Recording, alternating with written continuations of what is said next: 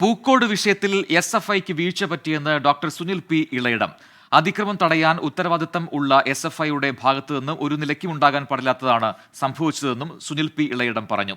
വിഷയത്തിൽ പ്രതികരിച്ചാൽ doctor Sunil P ഇളയിടത്തിന് 10,000 രൂപ നൽകുമെന്ന് ബി.ജെ.പി ഇന്നലെ വെല്ലുവിളിച്ചിരുന്നു.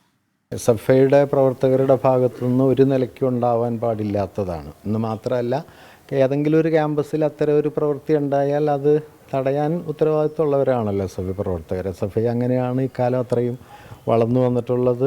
എസ്.എഫ്.ഐയുടെ നേതൃനിരയിലുള്ള ആളുകൾ അങ്ങനെ പ്രവർത്തിക്കുമ്പോൾ സ്വാഭാവികമായിട്ടും അതിന് ഇത്തരത്തിലുള്ള വലിയ കടന്നാക്രമണങ്ങൾ എസ്.എഫ്.ഐ നേരിടേണ്ടി വരുന്നു എന്നുള്ളതാണ് വാസ്തവം. അതിന് ഇനിയിപ്പോൾ എസ്.എഫ്.ഐ എന്നല്ല, ആരായാലും അത് ശ്രദ്ധിക്കേണ്ട കാര്യമാണ്. കാരണം ഒരു സമൂഹത്തിൻ്റെ പൊതുരീതിക്ക് ജനാധിപത്യപരമായ രീതികൾക്ക് നിരക്കാത്ത മട്ടിൽ പ്രവർത്തിക്കാൻ പാടില്ലല്ലോ.